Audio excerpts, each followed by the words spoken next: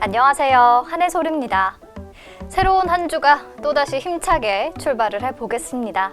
4월 20일 증시 브리핑 시작할게요. 네, 불과 한 달 전에 1400선까지 추락했던 코스피 지수가 지난주에 1900선을 회복했습니다. 코로나19가 종식되고 있다. 또 한국뿐 아니라 미국과 유럽의 경제 활동도 점차 재개가 될 것이다. 라는 기대감에 증시가 좀 들뜬 모습이었는데요. 실제로 코로나19의 감소 추세가 나타나고 있습니다. 한국은 어제 신규 확진자 수가 8명을 기록하면서 코로나19 사태 발생 이후 처음으로 10명 아래로 떨어졌고요. 미국 뉴욕주에서도 정점을 지났다는 분석이 나오고 있죠. 지난주 후반에는 트럼프가 경제 정상화를 위해 3단계 가이드라인을 발표하면서 상태가 양호한 일부 지역부터 순차적으로 경제 활동이 재개되지 않을까 예상이 되고 있습니다. 그런데 특히 지난주 금요일에는 집 나갔던 외국인 수급이 진짜 오랜만에 돌아왔어요. 무려 31거래일 만이었고요. 3천억 원 이상 아주 기록적인 순매수세를 보여주면서 단숨에 1910선을 회복했죠. 삼성전자와 삼성전기, 삼성 SDI 이렇게 시총 상위 IT주를 집중적으로 사들였고요. 그리고 금요일 뉴욕 증시 마감 상황도 한번 보시겠어요? 다우지수도 2.99%나 뛰었고요. 나스닥 지수가 1.38%, 그리고 S&P 500은 2.68%나 오르면서 이틀 연속 랠리를 이어갔거든요.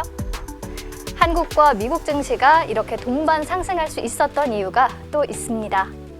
지난주 증시 브리핑에서 얘기했었는데요.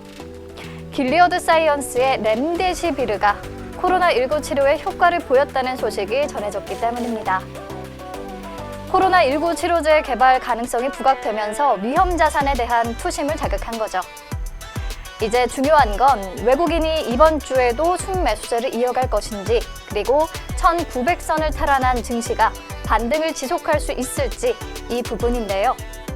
이번 주에도 중요한 기업 실적과 경제 지표들이 발표되기 때문에 변동성은 피할 수 없을 것으로 보입니다.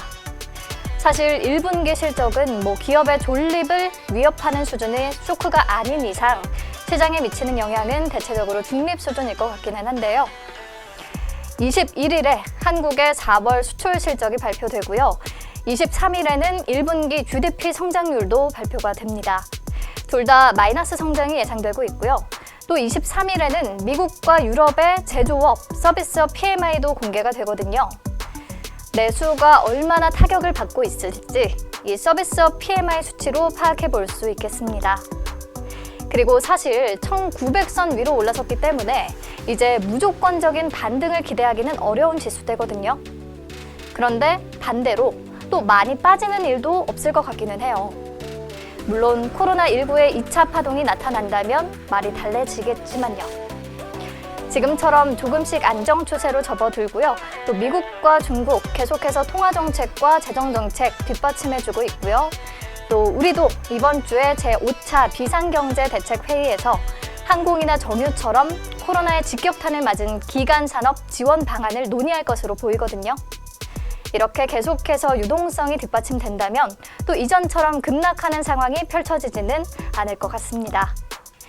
이제부터는 더욱더 종목별 차별화가 강하게 나타날 수 있겠고요. 그렇다면 코로나19 수혜가 가능하거나 또 타격이 적었던 기업, 그리고 이익과 배당 안정성이 높은 기업 위주로 선별해 보시는 게 좋겠죠. 미국도 아마존이나 넷플릭스 같이 언택트 수혜주나 또 전기차 관련주들이 시장 상승을 주도하고 있잖아요. 참고해서 투자하시면 좋을 것 같네요. 네, 현재 시각 2시 15분 지나고 있는데요. 코스피 시장은 외국인이 다시 매도 우위로 돌아서면서 소폭 약세를 보이고 있고요. 코스닥 마찬가지로 외국인과 기관 동반 팔자세지만 강보합권 유지하고 있습니다. 이슈에 따라서 종목 장세가 강하게 나타나고 있는데요. 파미셀이 렘데시비르 호재에 오늘도 급등세 이어가면서 52주 신고가 경신했고요. 오상자이엘은 자회사의 진단키트가 국내 업체 중에 처음으로 미 FDA의 긴급 사용 승인을 받았다는 소식에 개장하자마자 상한가 직행했습니다. 네, 다른 종목들 키워드로 같이 만나볼까요? 첫 번째 키워드, 메디톡스의 불행은 나의 행복, 대웅제약과 효젤 웃는다. 네, 메디톡스는 국내 1위의 보톡스 업체입니다. 국내에서 처음으로 보툴리눔 톡신이라는 보톡스 제제를 개발했는데요. 이 약품의 이름은 메디톡신 주입니다. 여성분들이 주름 개선을 위해 맞는 보톡스의 대부분이 이 메디톡신이라고 해도 과언이 아니에요. 그런데 제조사인 메디톡스 창사 이래 최대 위기에 빠졌습니다. 식약처가 메디톡신의 품목 허가 취소 절차에 착수했기 때문인데요.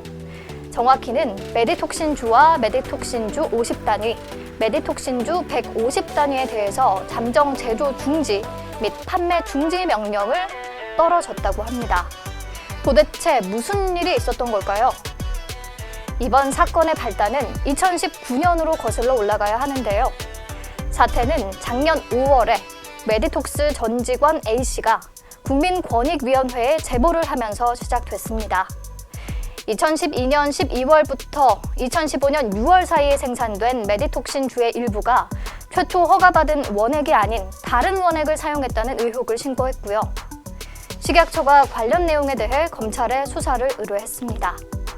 수사를 진행한 검찰은 메디톡스가 무허가 원액을 사용한 제품을 생산을 하고 또 정보를 조작해서 국가 출하 승인을 취득했다고 봤고요. 제품 허용 기준을 위반해서 제조와 판매했다는 결론을 내리면서 오늘 정현호 대표를 위계 공무집행 방해 및 약사법 위반 혐의로 기소한 상태입니다. 이에 식약처가 잠정적으로 제조와 판매, 사용을 중지하고 또 품목 허가 취소 등 행정처분 절차에 착수를 한 거죠. 이번 사태로 메디톡스는 상당한 타격을 입을 수밖에 없습니다. 영업점지 금액이 지난해 전체 매출의 42.1%에 이르고요. 현재 중국 진출을 위해서 또 허가 심사를 받고 있는데 국내에서 허가가 취소되면 중국 허가를 받는 데에도 악영향이 있을 수밖에 없습니다. 게다가 차세대 제품인 액상형 보톡스 제제 이노톡스주는 또 시험 성적서를 조작한 것으로 드러났거든요. 검찰이 이에 대해 제조 업무 정지 3개월 등 행정처분을 추가할 예정이라고 하고요. 이미 이노톡스가 2013년 다국적 제약사인 엘러간에 기술 수출이 됐고 현재 미국 임상 3상을 진행 중인데요. 이러한 소식이 임상 결과에도 영향을 줄 수 있겠죠.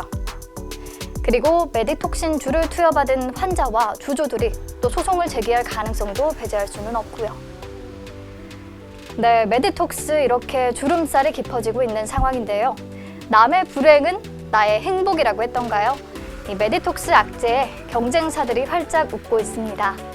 대표적으로 두 곳, 대웅제약과 휴젤인데요. 대웅제약은 특히 메디톡스와 5년째 분쟁을 이어오고 있거든요. 대웅제약도 보톡스 제제를 개발 또 생산하는 업체고요. 대표적인 제품이 나보타입니다. 이들은 왜 5년씩이나 싸우고 있을까요? 이번에는 2016년으로 거슬러 올라갑니다. 당시에 메디톡스가 대웅제약이 보툴리눔 톡신 제품인 나보타를 개발하기 위해서 보툴리눔 균주를 훔쳐갔다고 의혹을 제기하면서 분쟁이 시작됐고요. 작년 1월에는 국제무역위원회에 대웅제약과 나보타의 미국 판매사인 에볼루스를 제소했습니다. 오는 6월 초에 예비 판결이 공개될 예정인데요.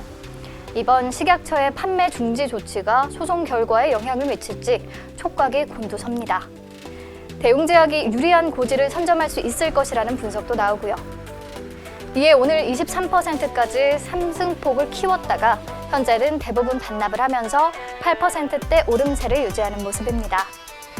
네, 그런데 사실 진짜 수혜가 기대되는 기업은 휴젤입니다. 휴젤은 메디톡스와 함께 국내 보톡스 시장의 85%를 양분하고 있거든요. 메디톡스의 품목 허가 취소가 진행되면 가장 큰 반사 이익을 누릴 수 있겠죠? 오늘 상한가 진입하기도 했는데요. 상승폭 줄이면서 현재 16%대 강세입니다. 네, 반면 메디톡스는 9시 30분까지 거래가 정지됐고요. 30분부터 단일가 매매 방식으로 거래가 재개됐는데 재개와 동시에 하한가를 기록하면서 현재 13만 원대까지 내려앉은 상황입니다. 네, 그럼 이제 다음 키워드 만나보겠습니다. 남북철도 연결 사업 다시 추진되나? 네, 2018년 12월 열린 남북철도 연결 착공식 사진입니다. 남북 정상이 2년 전 4월 27일 판문점 선언을 통해서 경의선과 동해선 철도와 또 개성 평양 고속도로를 연결하고 현대화하는 데 합의했고요. 이렇게 12월에는 개성 판문역에서 착공식까지 열었는데 이후에 하노이 북미 정상회담이 결렬되면서 남북 철도 사업 얘기는 쏙 들어간 상태죠. 그런데 이번 총선에서 더불어민주당이 압승을 하면서 대북 사업에 힘이 실릴 것이라는 기대감과 함께 철도주들이 관심을 다시 받기 시작했는데요. 이 기대가 현실이 되고 있습니다. 정부가 중단됐던 남북 철도 연결 사업을 다시 추진하겠다고 밝힌 건데요.